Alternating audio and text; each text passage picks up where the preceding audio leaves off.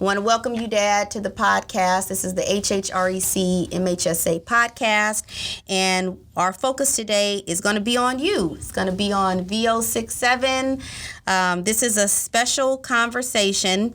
This hasn't really been talked about a whole bunch, and everything about the Ghost Squadron and your experience. The goal is to kind of capture everything that you've experienced for the audience so they can understand all of the things that happened and the good, the bad, the ugly, and the fact that you were a part of the Vietnam War is historical. And so we want to acknowledge that and really just get your authentic take on it. We are going to assume that this podcast is going to reach other veterans out there. And it's important that we not only thank you for your service, but acknowledge the other veterans out there too. So just want to give the audience a background on you. For our audience, this is Talia Bennett, the Executive Director of HHREC. And my dad is a Navy hero. And he's got a wonderful story to tell, and we want to share it. And this is very special for HHREC to have this podcast happening. So thank you for joining us today and taking the time to come down and share your story. I'll start with your childhood and growing up in Chicago. Can you just share and describe what was that like? Start with your parents, which are my grandparents. Maybe give us a little backdrop on your parents. Sure. Thank you for having me today. I came up in Chicago. My mother and father had moved there after the Second World War, and they moved from Florida to Chicago. So I spent most of my childhood in Chicago. Primarily on the west side, although we initially lived on the south side. I remember from probably grades kindergarten up through second year high school. But it was, it was a family and we were intact. I was the firstborn, so for quite a while I was an only child. And then later I had a brother that came along. And then yet another brother.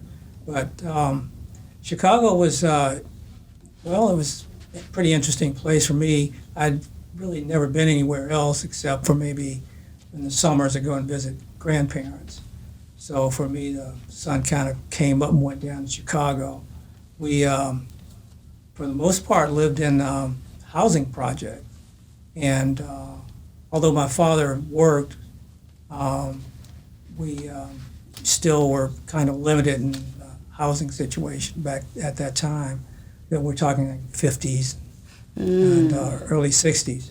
So it was a pretty large housing complex, Chicago Housing Authority complex, but it was home. Mm-hmm. And so I pretty much knew every nook and cranny of the neighborhood. There were quite a few people there. I mean, to give you a size of the scale, there are row houses, 7-story, and then we live in a 15-story housing complex with like 150 families in each building. Wow. Yeah, so there were quite a few people in the neighborhood. It was like a little city within a city. And I went to a Catholic elementary school starting, I guess, in fourth grade. My father worked a regular job plus a lot of overtime, and just to make sure I could get a decent education. And I guess from grades 4 to 8, I was taught by nuns. Yeah. But fortunately, we had a Jesuit priest for the parish priest, and it was pretty much a black congregation. Later, after elementary school, which was pretty rigorous because it got me prepared to go to a college prep school. It was an all-boys college prep school run by the Jesuits, St. Ignatius. And it was fairly difficult to get in. You had to pass, I guess, an entrance examination, and then once you got in, there was a placement test as to where you're going to be placed in the freshman class. So it was quite challenging, I guess. It sounds challenging. Yeah, it was. It was. I developed an interest in track and field early on in elementary school, so that gave me something to do after school and keep me out of trouble. So that was, I guess, that was my first real interest in something. Yeah, outside of the house and outside of school.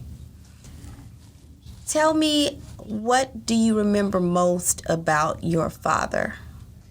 I just remember he worked a lot. He didn't speak a lot, but he was a good provider. And I didn't know, for example, as I said, he didn't communicate with me a lot, but I remember going to his job site once, and I went to his workplace, and all his coworkers kind of knew about me because of the clippings in the newspapers from track meets and that sort of thing. So he had, I guess, talked to them about me, and I didn't even know it. But yeah, he was a real good provider, and he was in my life until age 16 when he died early death of, I think he was about 36 at the time. Yeah, very young. Yeah, very he was. young. He was pretty young. But Was he in the military? yes, he had served in World War II, Okay. and In what branch? he was in the Army. Okay. Yeah, he was in the Army, and I remember he was seeing some old pictures of him, and it was, I guess, quite common back then for people to be in the military because of the Second World War. Okay. Yeah. Okay. And what about your mom, which is my grandmother? She had you at a very young age. So Yes. how was that? Well, that was interesting. She was only 15 when I was born, because I could always remember her age. I just added 15 years to mine. Yeah. And she married my father early on, and she was pretty much a homemaker, and my father worked. That was kind of the model back then for the most part. Yeah. We didn't have a lot of women in the workforce when 50s and that sort of thing. Yeah. But she was, I guess because of her age, to me she was old, but she was only like 15 when I was born, so when I was maybe 5 years old starting kindergarten, she was only 20 or Yeah. first grade. That's very young. She's 21, so she was very young, and but my father was the breadwinner in the family, and things kind of changed after he died, because she was still very young. She was only in her early 30s, so she was still a young woman. Unfortunately, she developed some mental issues along the way. Was this after my grandfather passed that the mental issues kind of came about, or did you kind of notice things before that? I sort of noticed things before that. I had a middle brother who died at age 9 months. He had double pneumonia. And I don't think she ever recovered from that death. I think after that she was more withdrawn, and she didn't interact with that many people, outside the family. She had a few friends, but I think as time went on, things got a little worse for her. But she wound up being diagnosed later as schizophrenic and paranoid schizophrenic, and was on fairly heavy medications meant to manage her health, her mental health, and up until the point when she died. And back then in 50s, 60s even, there was still a stigma about mental health, and there wasn't a lot of knowledge or know, especially like I'm just assuming in the Black community about, hey, if someone's bipolar or someone's struggling with depression or anxiety or schizophrenia, I would imagine that wasn't talked about a lot. It wasn't talked about that much. In fact, I think across the board in many races, if not all back then, people kind of kept it to themselves. If there was a member of the family, they might say the person had a nervous breakdown or something at the most. Yeah. But yeah, there was a stigma associated with mental health issues, unlike today where I think it's, people talk about it more and they're willing to address the issues more. But back then it was kind of swept under the rug. It was almost embarrassing with some families. Yeah. Yeah. Is there a time or an experience that sticks out with you where you kind of thought to yourself, something is off or not quite right with my mom? Is there anything that happened or something that she did during that time that sticks out? I can remember I was still in elementary school, and I thought it was very odd or different, at least different, that she didn't go out much like other mothers or even mothers who didn't work left the house. I mean, she wouldn't leave the apartment where we lived for, I don't know, weeks on end, which I thought was unusual, especially during, nice weather, like summer, stuff like that. So I thought I knew she was different in that regard. Later I was able to, as an adult, realize that there was something amiss. But then it was just sort of odd behavior. But other than that, I mean, she took care of us. She cooked and washed clothes and made sure we went to the clinics or whatever we had to do to get our shots and all that. So would you say she was overall a pretty, given the circumstances, her age and having more than one child and her education level and all of that, a pretty good mom? Or was there ever any instances where she was maybe aggressive or abusive or was she overall a pretty good mom, you would say, under the circumstances? Well, I think under the circumstances, she was able to function as a mother. That's good. That's good. She was the one who metered out the discipline, corporal punishment. Oh, okay. Back then. I guess maybe they don't do that today, but it was fairly common back then. Yeah. Yeah. Yeah. But yeah, she could function as a mother. It was just that she had certain idiosyncrasies. Yeah. Okay. Well, thank you for sharing about my grandparents and growing up and your schooling. The last question I have around your childhood was, does anything stick out to you being in that environment in Chicago during that time? Two parts to that, because it was pretty segregated, right? So did you know that you were kind of sectioned off?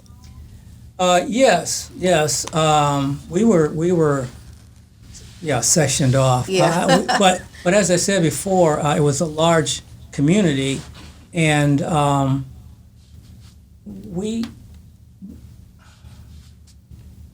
it was a pretty decent and rich community. A good sense of community. At the same time, good sense of community, even though there was a lot of segregation. In fact, today in Chicago, it's still a fairly segregated city. I remember years ago when Jimmy Carter was a president back in like the 70s, mid-70s, and he was from a little country town in Georgia, and he went to Chicago, and he said he was amazed at he called it the ethnic neighborhoods that he saw. It was, even for someone coming from Georgia, it was pretty segregated. And that's saying something. Yeah, coming that is from saying Georgia. a lot. Gosh, Yeah. I didn't realize that. My goodness. Yeah. Oh. Today, I think it's the housing patterns are fairly well. There's more diversity now than before, but it's still fairly rigid. Yeah. housing patterns. What about, when even today when we hear about Chicago, and this is no diss to your hometown, Dad, but the violence and the gang activity is like second to none. I mean, it's pretty bad.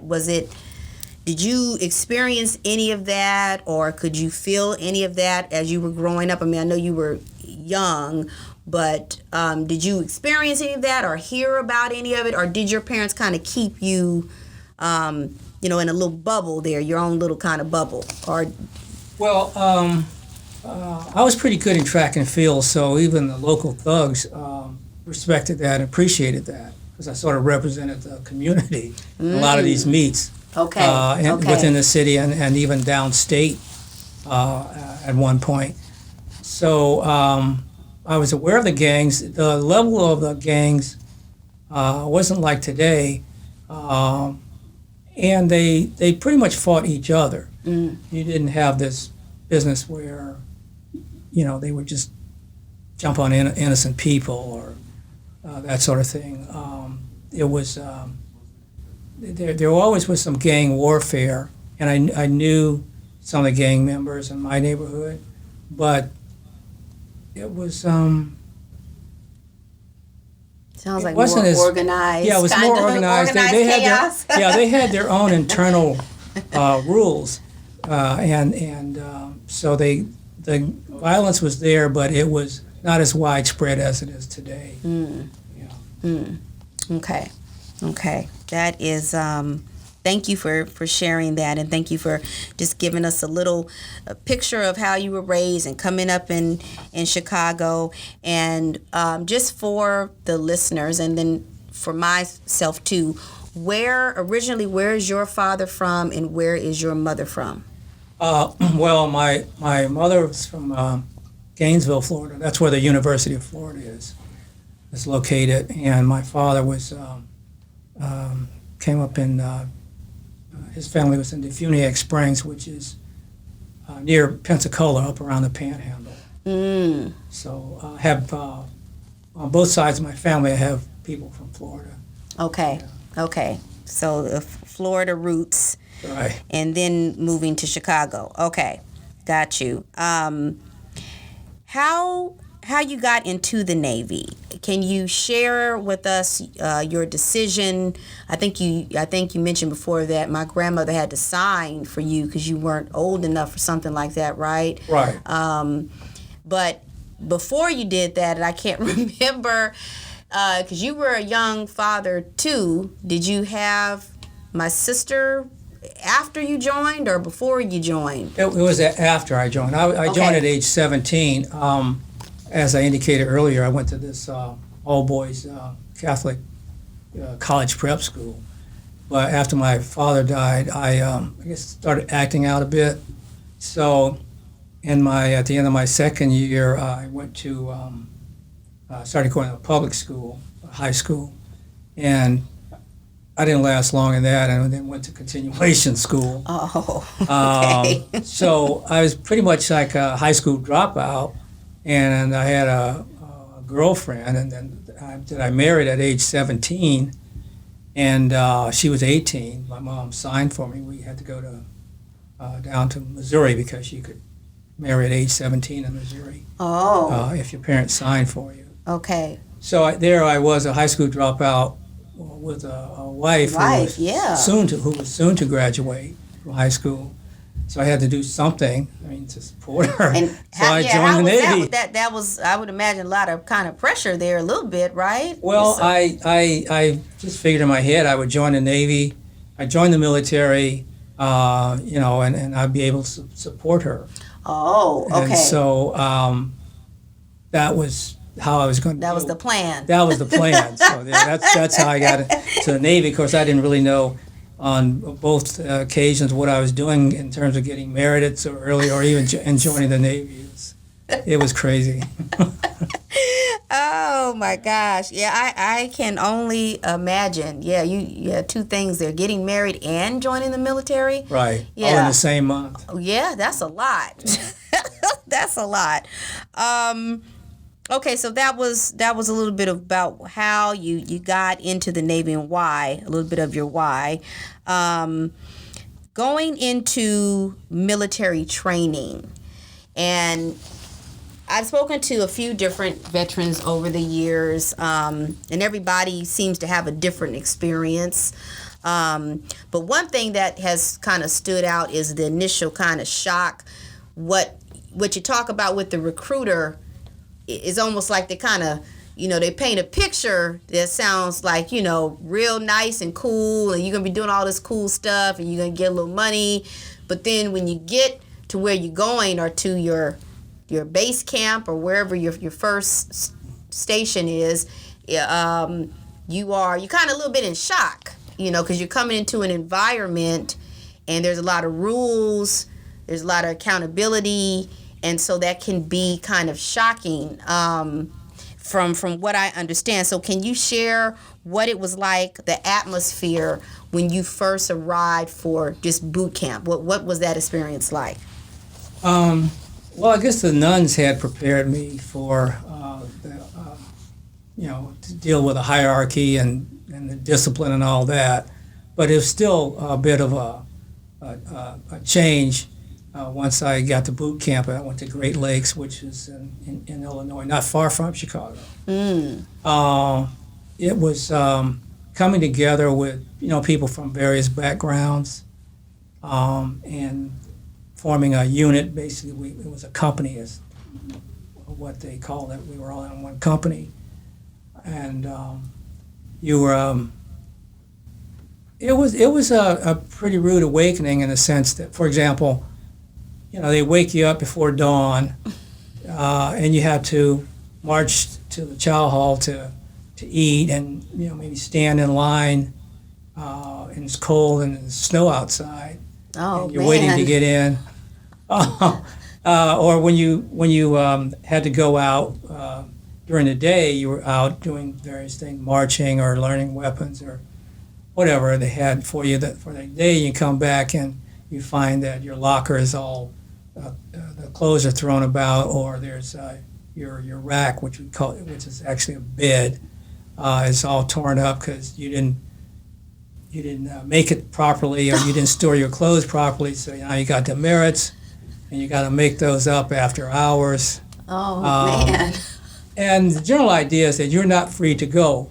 So that was kind of an awakening, especially because you were so close to the commuter train that took people to Evanston, Illinois, from Chicago, where they worked. You could see people who were going home back and forth, and you maybe at night, you had guard duty or something, and you're watching those people, but you're locked in. But it was quite an experience.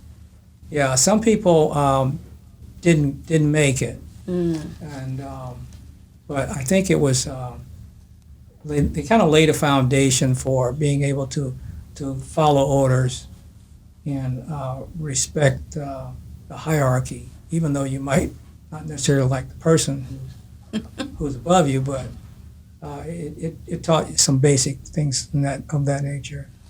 Were you excited about going into the military and boot camp? Were you excited about getting started, or were you more nervous, or both? Kind of, what was your emotions? Well, I was very naive. I wasn't excited. I didn't really realize what I was getting into, and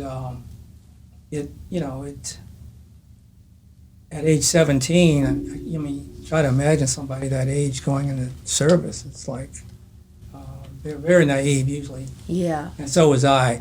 So it was something it was a major adjustment that I had to make. Okay. Well, thank you for sharing that. Why don't we jump into arriving in Vietnam and that atmosphere and that journey? Had you ever traveled? But prior to going to Vietnam, had you ever traveled like outside of the country? Did you have in your mind kind of what Vietnam was going to be like? Did they, I know this is a bunch of questions, but did they prepare you for that environment? Because from what I understand, it was like a jungle. It was very different environment from being in the United States. And so arriving, what was that? Describe that experience when you were arriving. Well, maybe I should back up for a moment before we actually got in country. I had never traveled outside of the United States. I was out of boot camp. I was based in New Jersey, Lakehurst, New Jersey, and then later in Florida. Okay. In Cecil Field near Gainesville. So near Jacksonville, closer to Jacksonville, Florida. So I had never been out of country. And once I was assigned to VO-67, which was a special unit, initially stationed in Alameda before they changed duty stations to Thailand. Oh. It was, I knew something that the squadron had already formed or been commissioned or established, and I was kind of catching up with them. So I was having training as an individual that they had gone through as a group, and I had been told about them in the different places, like, for example, in San Diego, down in Coronado, had to go to survival school and other exposure, different briefings and indoctrination. Oh, I see. I'm skipping a little step there. Okay. Yeah, so this unit, your VO-67, did you volunteer for that, or you were assigned, or like explain that part for us? Well, I think I knew one particular engine. I was an aircraft mechanic, and I knew this one particular engine that was on the planes that VO-67 would fly. I had been trained on that particular engine, J-34. So and when it was time for me to change duty stations, I asked to go anywhere except aboard ship. I didn't want to go aboard ship. And why was that? Well, I had been on carrier qualifications twice, and when I was in a training squadron. So I knew what that was like, and even though I had joined the Navy, I had no notion of being on a ship. Oh. It was to show you how naive I was. Okay. So once I was exposed, Navy's water, right? Yeah. Okay. Once I was exposed to it, I really didn't care for squadrons that went aboard ship or being stationed aboard an aircraft carrier. I knew what that was like. So when I was putting in for all these different places where it was probably dangerous, but it wasn't aboard ship. And that's what mattered to you at the time. Yeah, that's what mattered. Now, I don't know how I was actually chosen for the squadron. I think they were looking for people who they could use. They needed a few good men. so sounds like a setup. I was chosen. And you mentioned, I want to go back. You mentioned survival school. What is that? For right. those of us who don't know. Well, we had to go through a lot of training because where we were going, there was a good chance that you could be shot down and or captured. Oh. So they had a survival school in Warner Springs down in the San Diego area, where you learn basic map reading, and you go on these hikes. You would learn to fend for yourself, to catch food, like set snares to catch wild game. Oh. How to dig for mussels and clams and stuff like that on a shore. And later you had to go to this training of live fire, where you were being basically crawling under concertina, which is kind of like razor wire, and people are shooting above your heads in live rounds because you can see the tracers. So you had to learn how to get from point A to point B under the concertina while being shot at. That sounds pretty intense. It was. And then at some point you had to be captured, and to experience what it was like being captured, just to get a taste of it. So you were had certain enhanced interrogation that you were subject to Oh, try to break you. And some people did break. really? So this wasn't like, oh, we're just going to practice. They kind of like put you through the real ringer of what that would be like and what to really truly expect. Exactly. Oh, Yeah. okay. So Interesting. that was that lasted. The survival school lasted. I think it was for like a week or 10 days or something like that. And not everybody who's in the Navy goes through survival school, or is that just for specific folks who are going on certain missions or being assigned? Well, I think, I don't think everybody in the Navy went through survival school. Just certain people going to certain units. Okay. It was pretty humiliating because the first day when you were captured, they made you strip all the way. Everybody, you strip, no clothes. Oh, wow. And then they said, there's no rank here. It's they were trying to basically undermine the hierarchy so that you could. They wanted to break you, so you would kind of break down and give them information they were asking for. Okay. For example, some people were subject to claustrophobia, and where they put you in this box, and there were some holes for breathing, but you couldn't bend over that well. You couldn't stand up. You couldn't hardly squat, and you be in that kind of situation.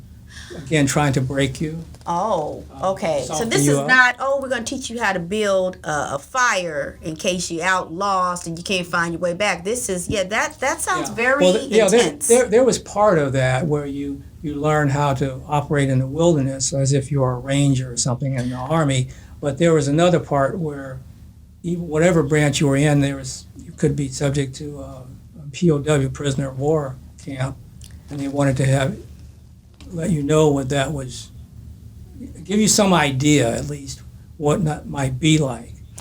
Now I get the concept of that, but that again, for folks who are not military, that sounds pretty frightening. And so, did that have any effects on you at all, or? No, I mean I was you glad. mentioned some people didn't make it. So well, some people.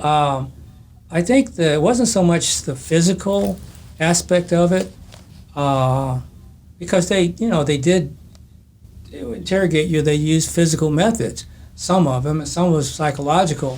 But I think the people that I saw break were more. It was more because of psychological breakdown.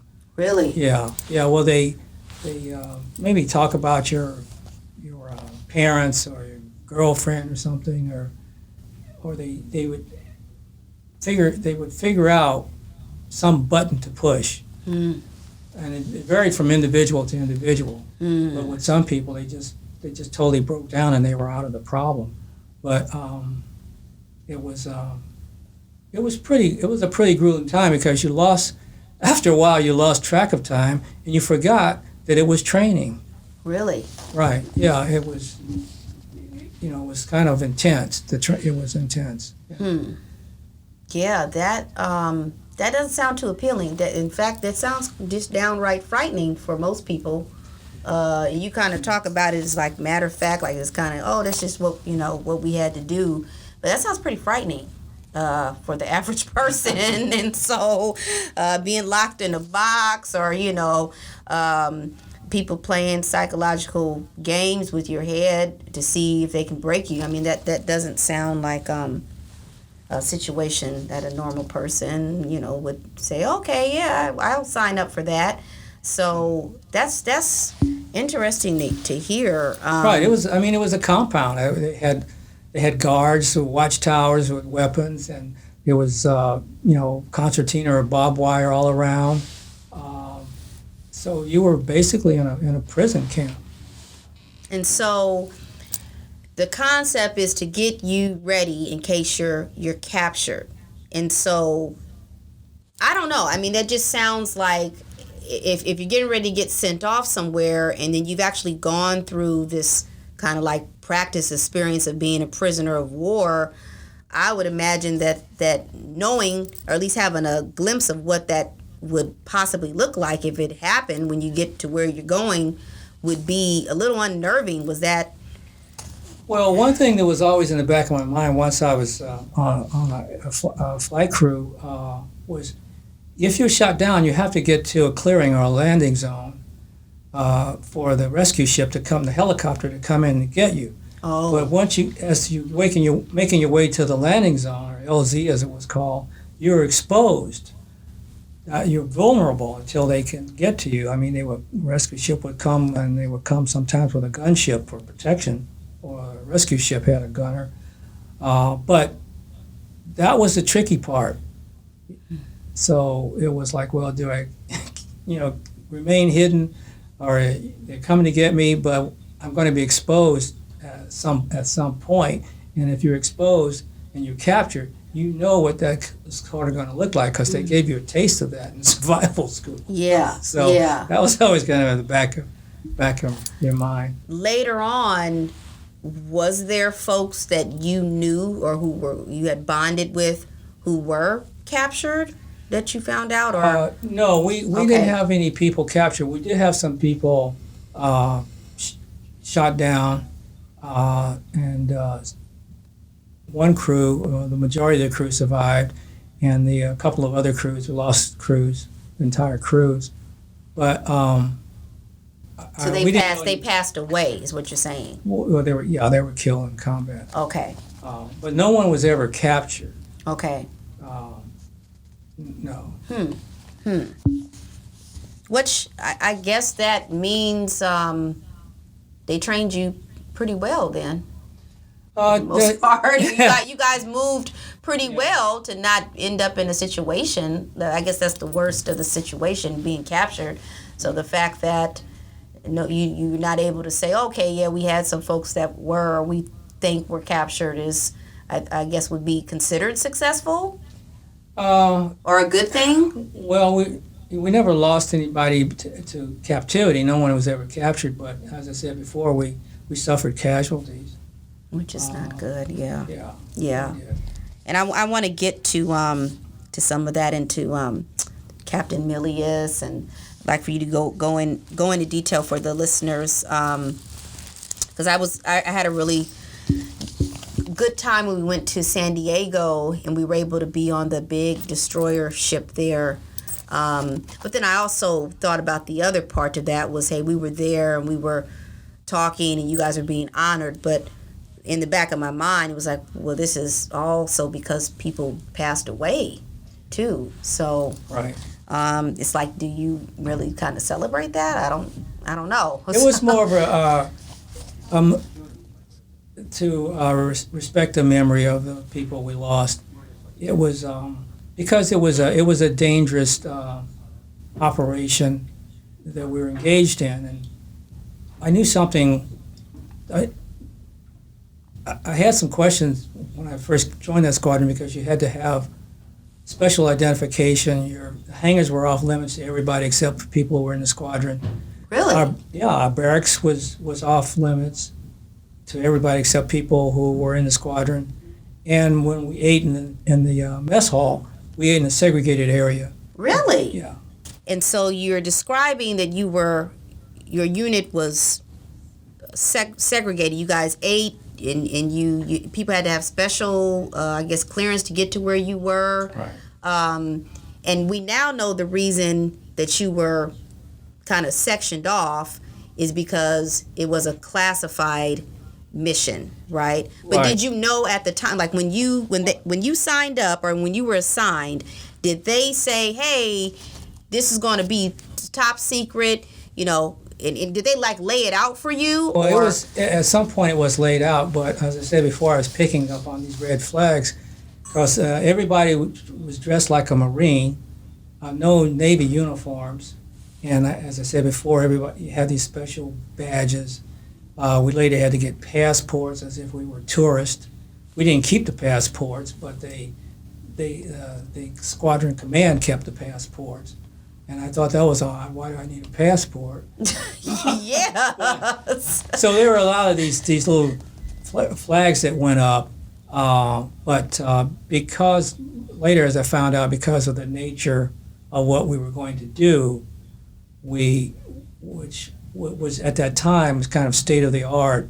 We were going to drop these sensors, seismic or acoustic sensors, and we were going to drop them in Vietnam along what they call the Ho Chi Minh Trail, where all enemy troops and materials, their trucks and supplies all went down that trail.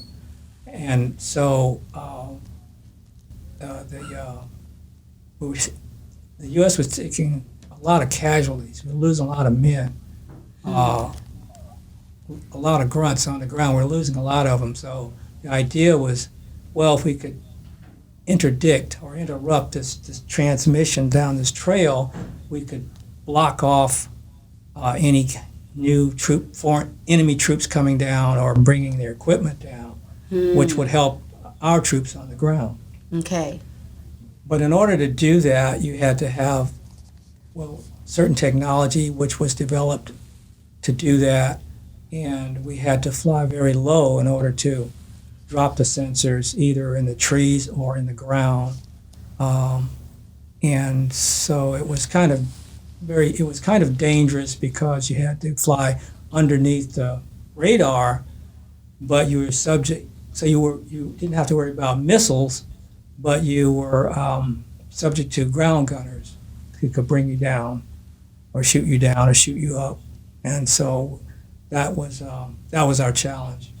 And so for the audience, just to kind of walk them through this, basically you guys were in planes and you're coming in low to the ground to drop these sensors, which were at the time were state of the art, because Right. once they hit into the tree or on the ground, they picked up sound, right?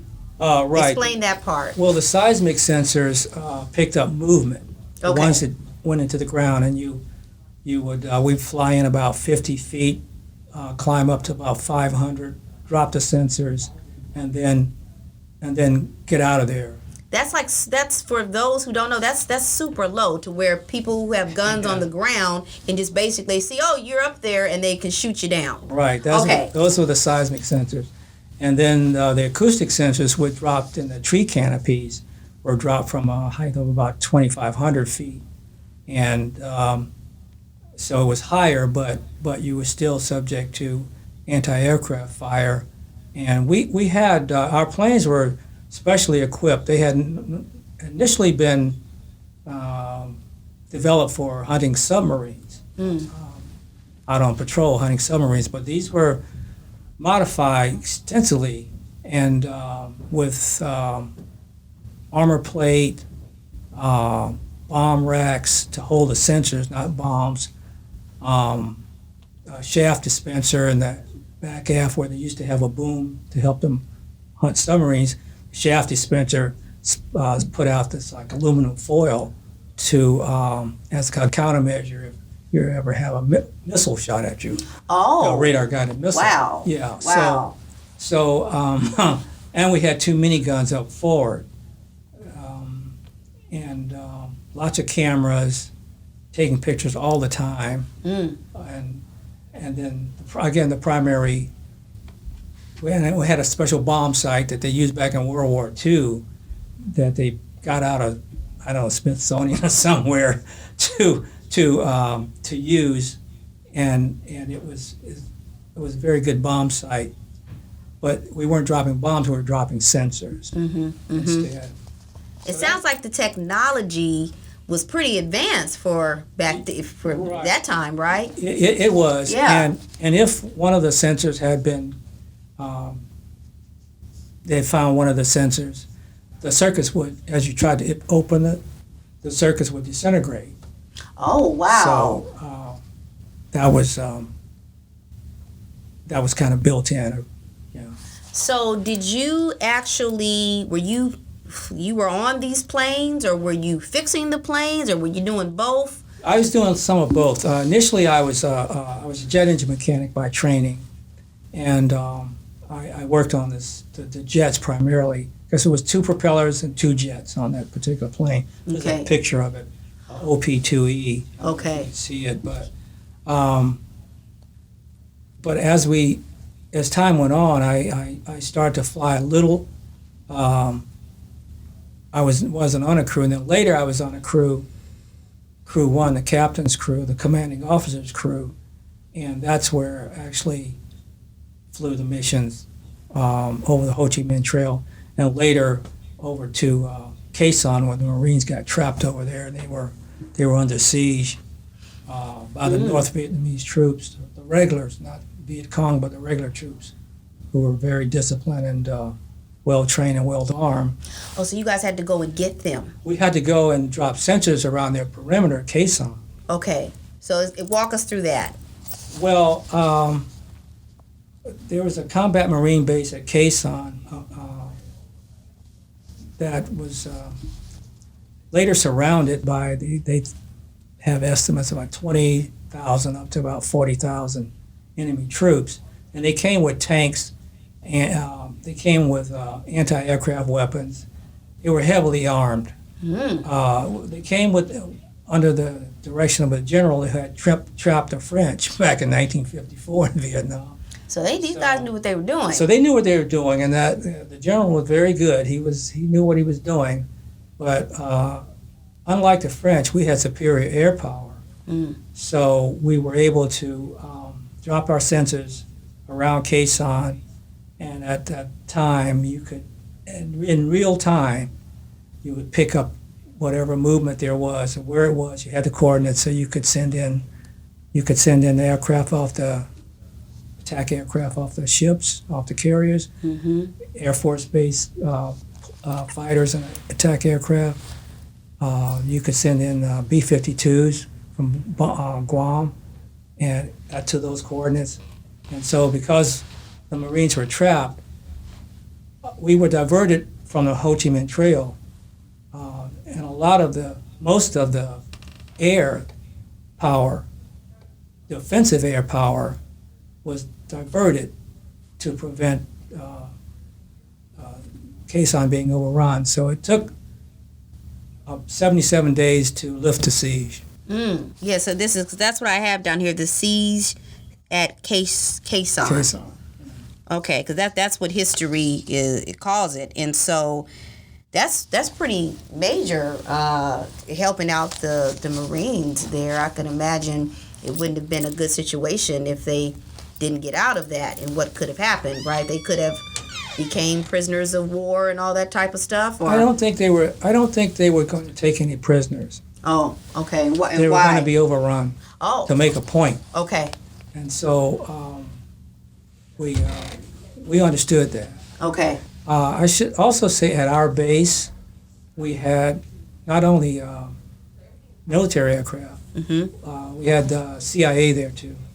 Oh, okay. Yeah. Okay. So this is, and a lot of my questions may be a little elementary, so feel free to kind of fill in the gaps or point out things like you just did, because I wouldn't have known, of course, to say, hey, what was this? Who else was there? Was the CIA there? I wouldn't know, So fill in the gaps for us, because history is showing some of these things that happen, but you know the details, and so we want to capture that, and we want to capture your experience, because again, I'm just imagining being on the plane and flying that low and all this type of activity.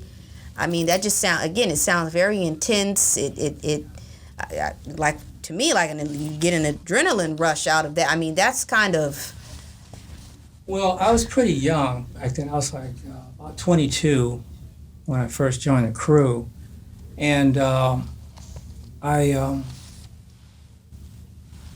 well, it's amazing what young people can do, will do. I during the missions, when we were actually flying over the trail or later to Khe Sanh, I was a waist gunner. I had an M60 machine gun that I handled that, operated it, and the armor plate stopped at our waist, so they called us waist gunners. Oh, okay. We were protected by armor plate up to the waist, but of course you're exposed because the barrel is sticking out the hatch, and so you're exposed. Anything up above the armor plate, you were exposed. But And did you have to use that? I mean, it was on occasion we had to use that. We were shot at a lot, and we shot up a lot, but not shot down.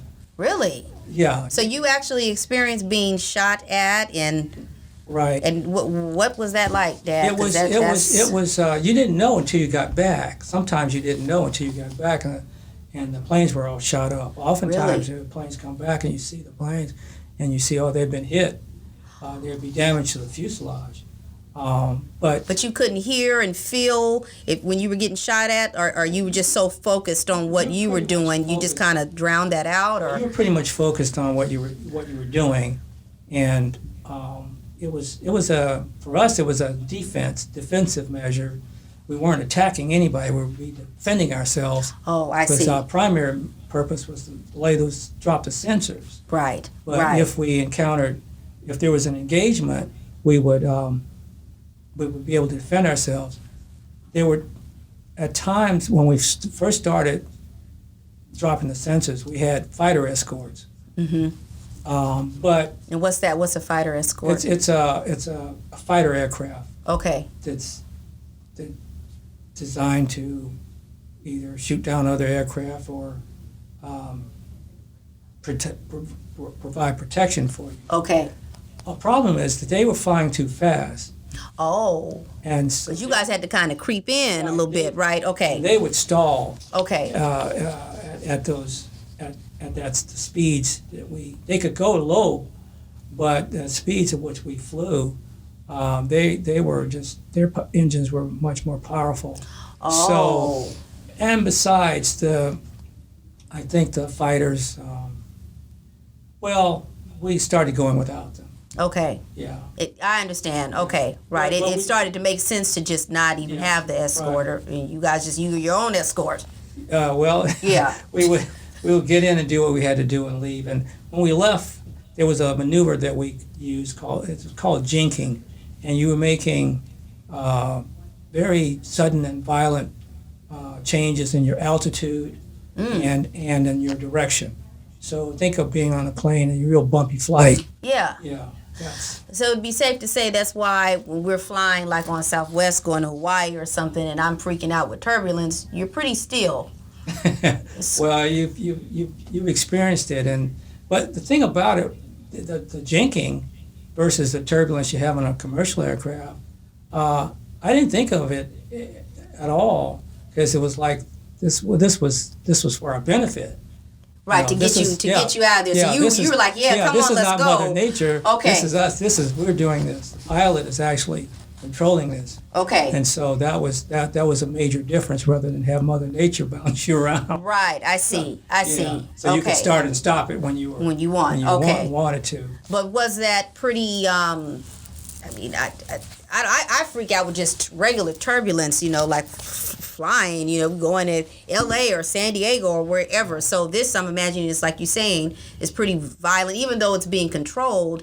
This is drops and right, and so you got used to it. You did? Okay. Okay. Yeah. Well, one of the things I do remember after each mission coming back, being hungry, very hungry, and we ate. We had rations that we ate, and we could trade off. People have favorites and stuff. And that's interesting because the way all this is sounding, it sounds like the last thing you want to do is eat, but you guys were hungry. Yeah.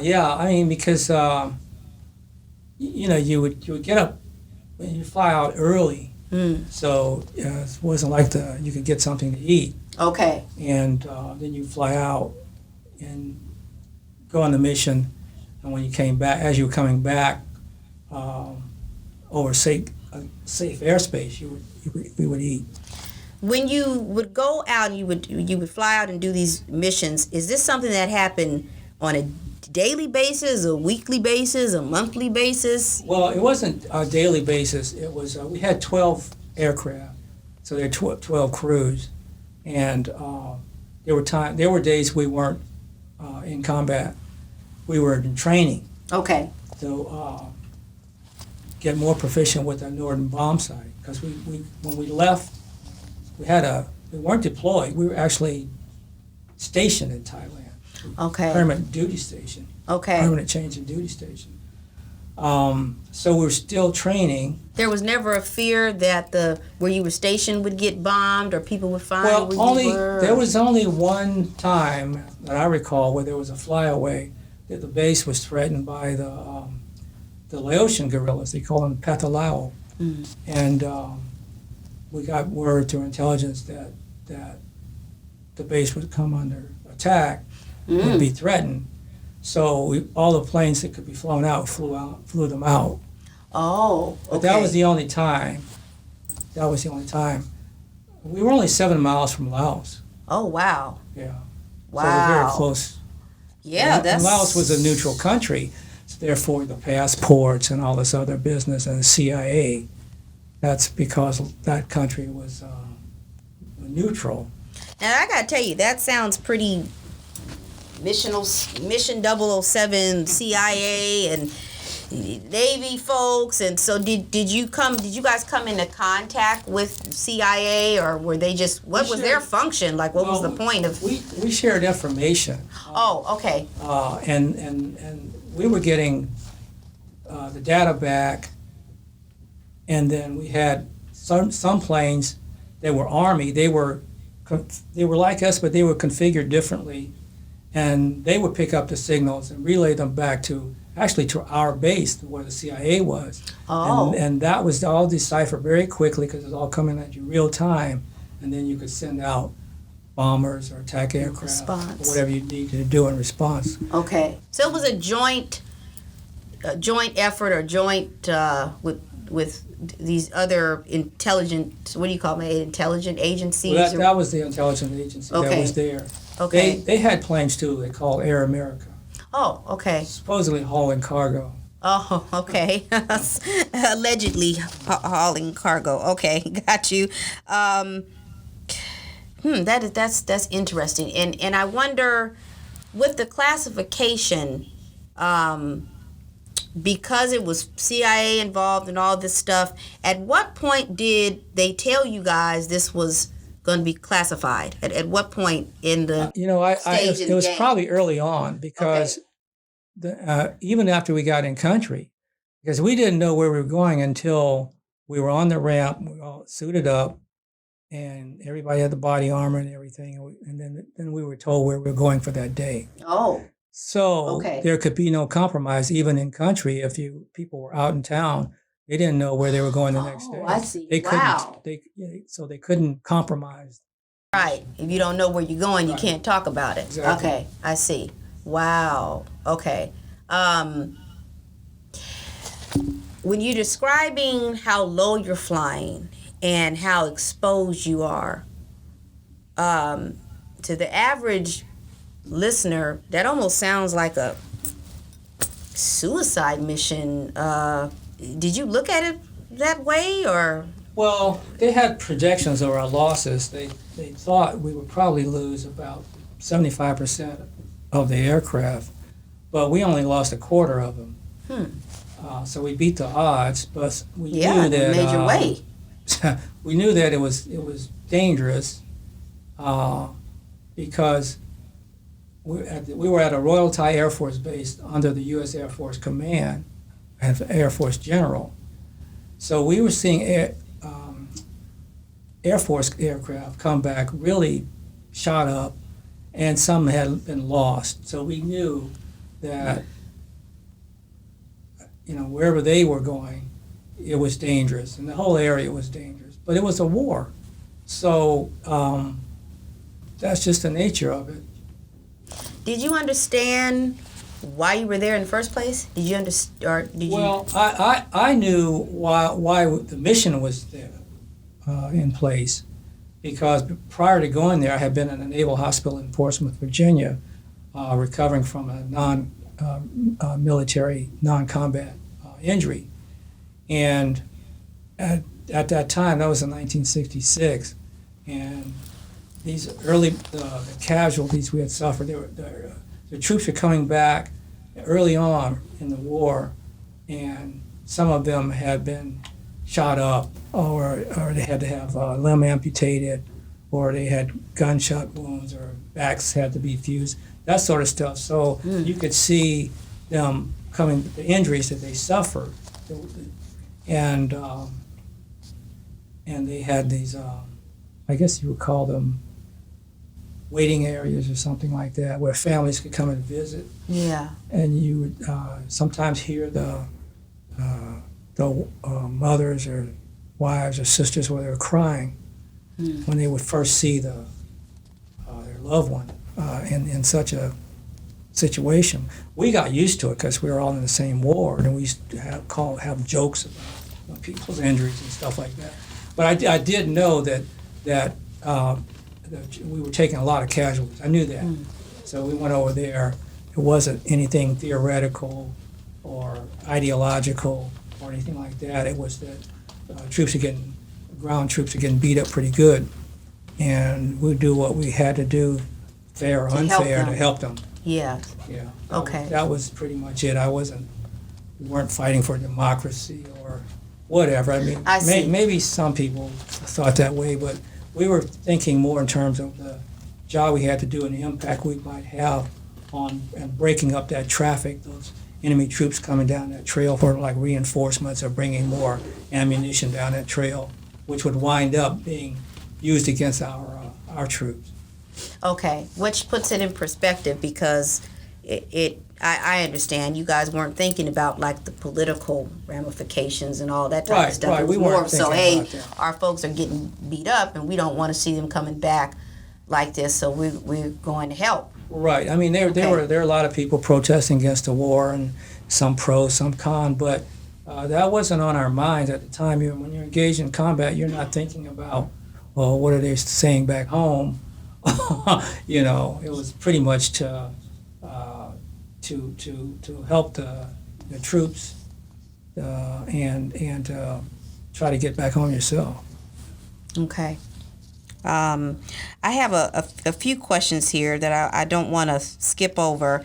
And so I'll go with this one. What was the goal behind the VO-67 Squadron missions, other than just dropping the sensors? Did they kind of give you a strategic outline of what the goals were when you guys set out? Or did they just say, hey, this is the main job, this is what we want you to do? Or was it like, full-fledged, hey, we have 5 goals and we want to accomplish these 5 goals?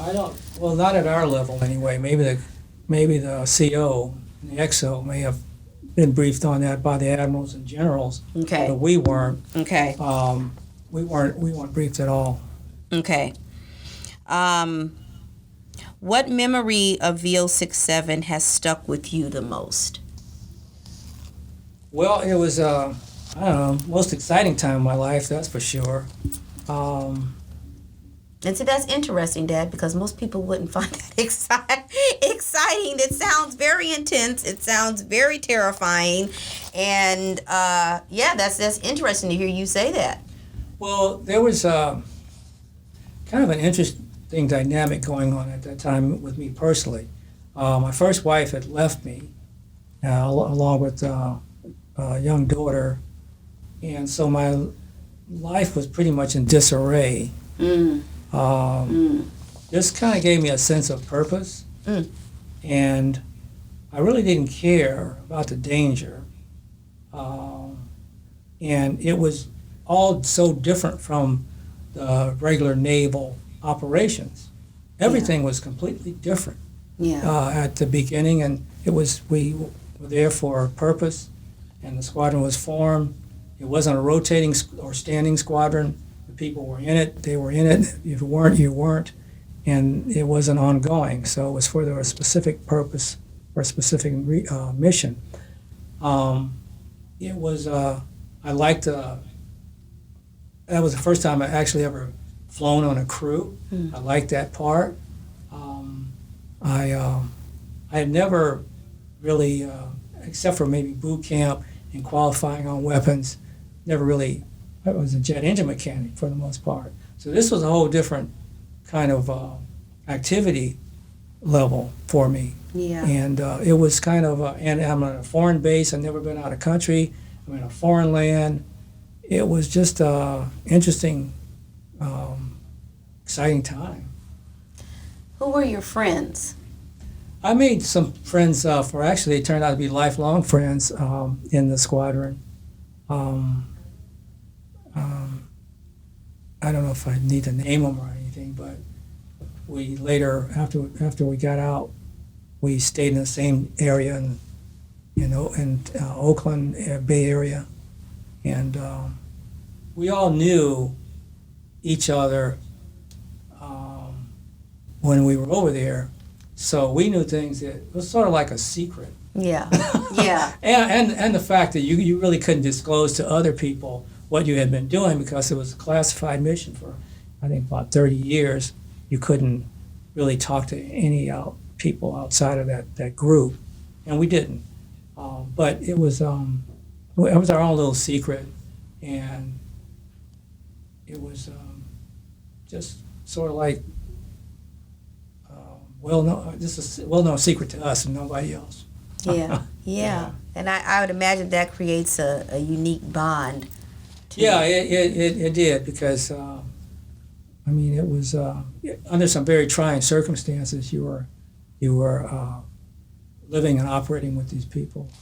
Did you ever think during that time that what you were doing was historic, or that you would get some type of recognition down the line? Did that ever cross your mind? No, not at all. We were just doing our job, and there was nothing in my mind. There was nothing heroic about it. It was what we were trained to do. There was a need for us, and we filled that need, and that was it. It was pretty straightforward. It wasn't until years later where you got these newspaper articles or reporters or TV interviews with some people. They started talking about it more, or the unit was recognized because it was classified. It wasn't discussed at all until 30 years later. So, a lot of time had elapsed by then, and you go on your own civilian life for a lot of us, or you maybe retired from the Navy and went on to something else. So it was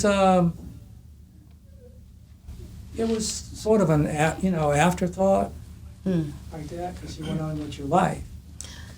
Let's just pick up on explaining who Captain Milius was and what happened. If you can just kind of walk us through that for the listeners. I understand that it was a loss of life or some loss of life, and if you can just share what happened with the listeners, that would be appreciated. Crew 7 was commanded by then Commander Milius, and they were flying over Laos. They got hit, and they lost one man immediately. They lost two men, and Commander Milius flew the aircraft long enough so people could bail out.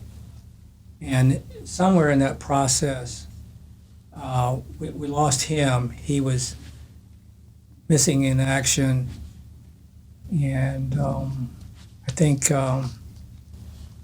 after so many years or decades, they presumed him KIA, killed in action.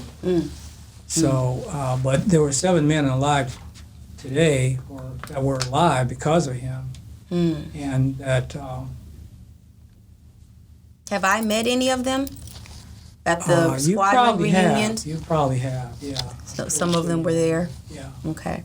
So they, later, I think it was 1996, I believe, they commissioned a ship called the USS Milius, and Commander Milius was posthumously promoted to captain. And so his daughter Anne christened the ship. We met her at a subsequent reunion, and so it's a guided missile destroyer that was stationed in San Diego until fairly recently, and now they're in Japan, I think, Yokosuka. Yeah, it's a pretty big big ship. Right. And for those listening, I had the opportunity with my family. We were able to go on this ship when it was docked in, was that San Diego? San Diego, right. And it was huge. I mean, huge ship. And it was something to see. I mean, I've never seen anything like it. I've never been on a ship like that before, and it was definitely an experience I'll never forget. And it was pretty cool. It was pretty cool. But I do remember while being on the ship and kind of meeting folks and everything, having in the back of my mind that, the ship is named after someone who lost his life and didn't just lose his life, but lost his life while saving other lives. And so, that never was really lost on me when we were on the ship and, going through the ceremony, and I was meeting everyone at the reunion. Right. And so, and we'll get to that in a second about the declassification and how the reunions came about. But I just want to take it back, going back to readjusting back to, into society once you left Vietnam. And do you feel lucky? Do you feel like you had a little luck on your side there? I do now. Back then, when I was younger, I didn't think about it. But now I do, because it was pretty dangerous, and there was no guarantee people would come back. So I think about that some now. But when I first got out, when I left VO-67, I was stationed in the Philippines, again, as a jet engine mechanic, and for a couple of years, and then later got out. I had about 8 years or so in the Navy at that point. Oh, 8 years. Okay, yeah. Decided that I would try to resume my education since I had been a high school dropout. But I did get a high school diploma in the Philippines. There was an on-base kind of night school taught by people who had degrees. Okay. Officers' wives and stuff like that. And so I was able to get a high school degree or diploma from the Army Navy Academy. It's in Carlsbad, California. So they were teaching these classes, having these classes on bases overseas. And after I got out, I just decided to kind of try to pick up my education and restart my education. And I started at the College of Alameda, and later, after a couple of years, transferred over to Cal. And that kind of got me going back in the right direction, getting away from being a high school dropout. Was there a readjustment time, though? Was that a process for you leaving and coming? Because after you describing everything that you went through and what you were doing, you would imagine that if people knew that, you would have like a very warm and open, welcoming and kind of response. But I do know from just reading, some folks didn't think that you guys even should have been over there, right? There was like a lot of politics and stuff. So did you ever run into any situations when you got back and people knew that, hey, you had been a part of being in the Vietnam War, that it wasn't received well, or it was like kind of looked down on, or did you get kind of a warm welcome when people knew? Well, I had a pretty soft landing because a lot of the guys were already here in Bay Area, and I could kind of hang out with them and that sort of thing. But I didn't really suffer a lot of abuse or anything like that because of being in the military or fighting the war. And I just kept kind of a low profile, did my studies and kept my head down like that. The war was still raging. Yeah. But so I didn't have trouble there, and I didn't let it bother me like some people I mean, I had difficult times. Sometimes I guess remember some of the things that happened over there, but I didn't let it get in my way to the extent that I couldn't function. Mm-hmm. Mm-hmm. So my purpose was to kind of, get a college education and start on with life. And I had a lot of energy back then too, because I remember at College of Alameda, I went there full time, and I worked at the U.S. Mint in San Francisco full time, the new Mint, not the old one. And I didn't need a lot of sleep, I guess. Yeah, working full time and going to school. That's a lot of dedication. Yeah, I had more time than money discipline. back then. Yeah. Yeah, and that's a good segue, because as you're making this adjustment into life, and it's becoming more about your studies and academics, and kind of what your next steps are going to be in life. And it's interesting that you just said you were able to function. But were there any effects? Well, I didn't really think so. But later, down the road, I was, I don't know, maybe about 4 years ago or so, I was diagnosed with PTSD. I didn't think anything was really wrong with me because, like I said, I went to school, I worked, paid taxes, passed the bar, whatever people do. I did what people normally do, so I didn't think I had a problem. But I guess the psychologist thought otherwise. So, I guess it did affect me. Yeah, because again, I'm just going back and listening as you were describing your experience, and again, kind of your approach is kind of like, okay, I'm just doing what I had to do to help out. But again, to your normal, I guess, civilian person, being outside of the United States in a foreign place, you've never been before, weather's different, you're with folks who aren't your family or people you grew up with, you're being given orders, not necessarily knowing exactly why around everything. You're kind of, even in this already intense situation, you're like extra sectioned off because you're in this classified group. And then the missions and the activities that you're doing are highly dangerous, and you could have lost your life at any given moment. And so, but you still kind of talk about it as, hey, like, matter of fact, this is just what had to be done. And so I'm wondering if the PTSD, and you not really kind of understanding the effects, because we're really talking about the effects of war, right? And I'm going to assume that there was some things that might have happened, or even if you weren't present, things that you might have heard of from your battle buddies that were pretty bad because it's war. Maybe things that you can't get into, or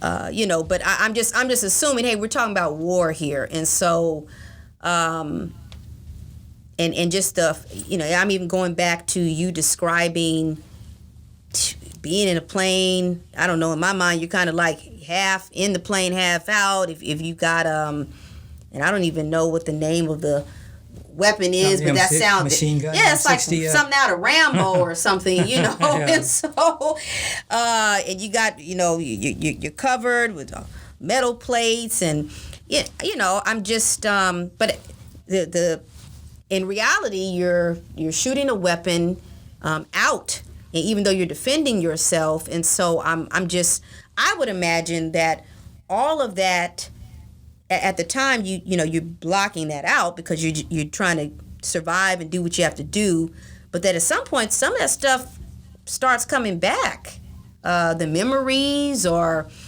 maybe some of the bad stuff. I don't know. Well, I used to drink a lot, And I guess today, well, no guess about it, people would say, yeah, that's, you were an alcoholic. And that kind of helped, I guess, dull the pain or whatever. But I didn't think of it in that way. I just thought I was having a good time. Yeah. Okay, so there were times, there was something I saw, I can't remember what it was or did or whatever, but it really bothered me. So I would have these dreams, or I guess people call them nightmares, but I couldn't really put it together what happened. And I was trying to find out if other people in the squadron could help me, because I was kind of vague in how I framed the questions. I didn't really how to put my wrap around it. But some said maybe it was a crash site. Others said there's a bomb craters or something.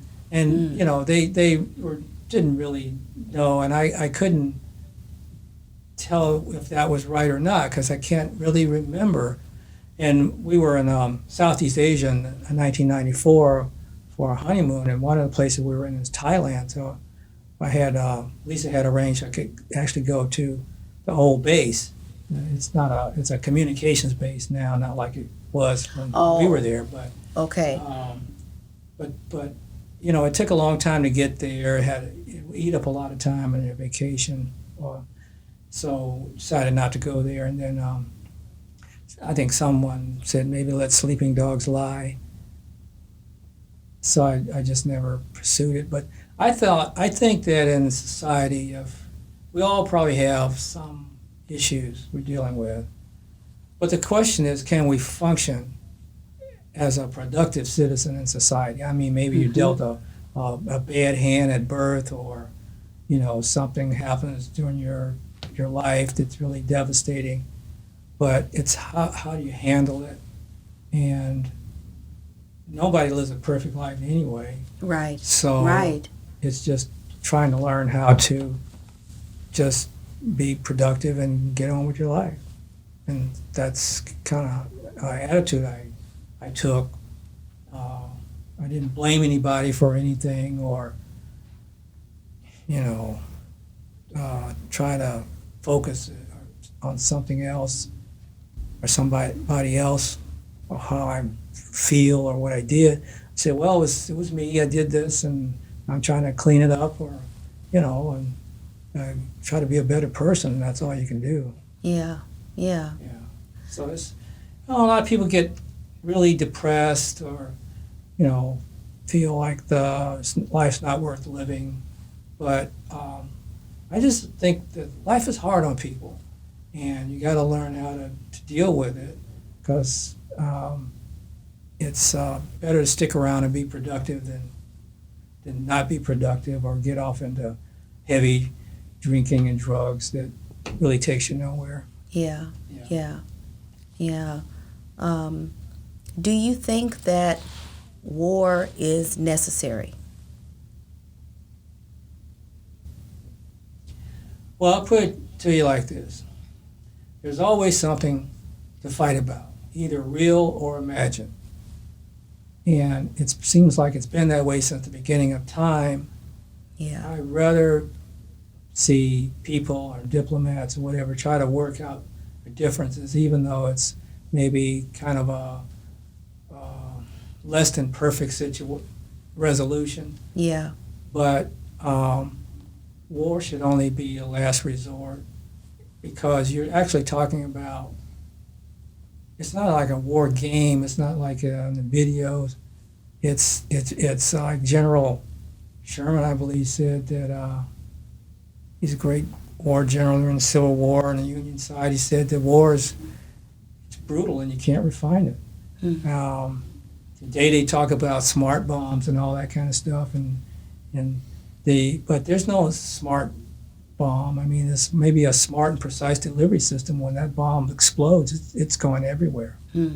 Or or people shooting at each other over reasons they don't really understand. And I don't think we have to fight wars, but if we shouldn't have to fight them, but if we do, it should be a last resort. Like there's nothing else, no other way out. There's no such thing as a good war. You go tell that to the families of the people who were killed. Tell them Right. it was good. Right. Yeah. Are we one? Yeah, we won. We won what? Right. Yeah. So. Right. Yeah.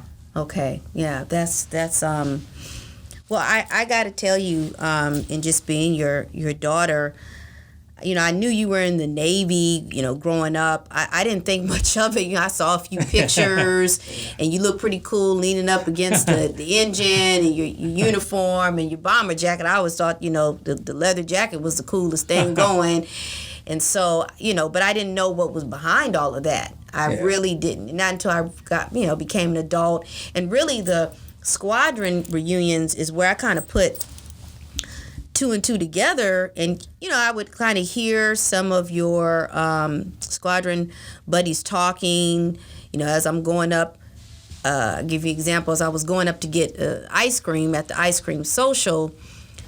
They were talking about the planes, and they were kind of making joke, but I could hear feel the emotion, hear the emotion that, gosh, what we were doing, we must have been kind of crazy, because I don't know who the guy was, but he was one of the pilots, and he was describing how low he was bringing the plane in, and how low and slow, and it was just like, to hear that was something else, and I'm like, okay, we're eating ice cream, but this is kind of nuts here. And so I didn't realize the technology that was being used. I didn't realize how many people were involved. I didn't realize how dangerous it was, and how lucky I am to really still have you here and around. And you've gone on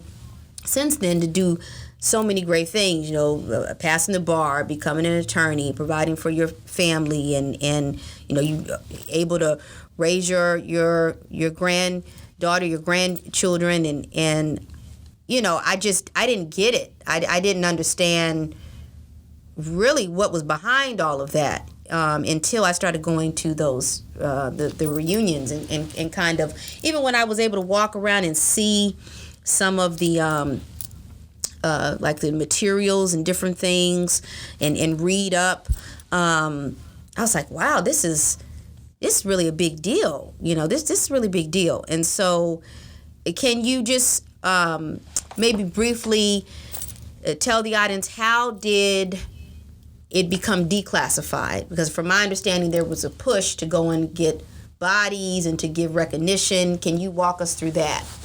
Sure. Well, after 30 years, the Squadron was declassified. A lot of the information was declassified. So we got back in 68. So in 98, there was declassification. And we were able to start kind of through the internet and other various military publications, contact each other, and started having reunions. But it was some of it that was still not declassified. But I think so you're saying there's still some? There was some. I remember okay. Some years ago. Maybe it's declassified now, but it was because it's I guess it may be embarrassing to the government that there were some things that we were doing that we probably maybe violating something we shouldn't have been doing. But when we did declassify, people were able to come back together and we started having the reunions. That was a pretty good feeling. Yeah.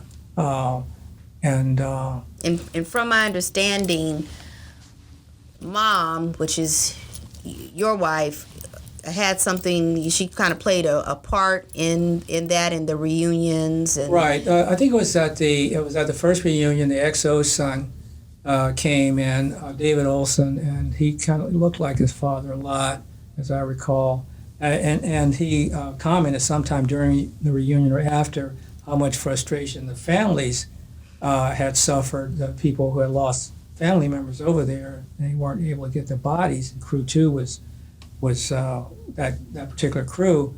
And we had well, no, we had gone on with our lives, but the survivors had not. In this case, Crew 2 survivors. It was like there were nine family members there, or different families represented in that loss. So once we saw what was going on, and Lisa got involved with getting a letter writing campaign going to various politicians and military brass about retrieving those bodies, because they knew where they were in Laos. They knew that those bodies, that site had been untouched because the indigenous people, local people there, thought that mountain was sacred.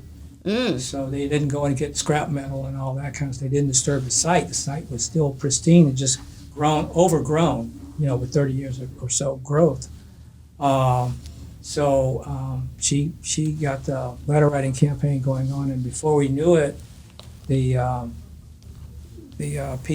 military was going to send someone over to assess whether it was safe to go over there, and they did, and they were able to retrieve those bodies, the remains. The remains, yeah. DNA test and all that, and they brought back some pieces of the plane and parts. It was, that they could recover. It was like an archaeological dig with the grids and all that kind of thing, and they have people from different disciplines going through and retrieving remains. So they were finally able to have some closure for the families' burials at Arlington in 2003, I believe. Okay. Wow. That's pretty major. That is pretty major. That's definitely. I'm quite sure the families were very happy to, have the remains brought back, and to acknowledge about their loved ones and what happened. So that's very honorable. I'm glad that was able. They were able to get that kind of a closure, too. I'll kind of just wrap up with let the listeners and viewers kind of know where the journey, how you've ended up. You've done very well for yourself, being the young man from Chicago who was kind of a little bit of a high school dropout, young father, kind of naive in the beginning, but surviving a historical event. And really, for me, I see you as a hero.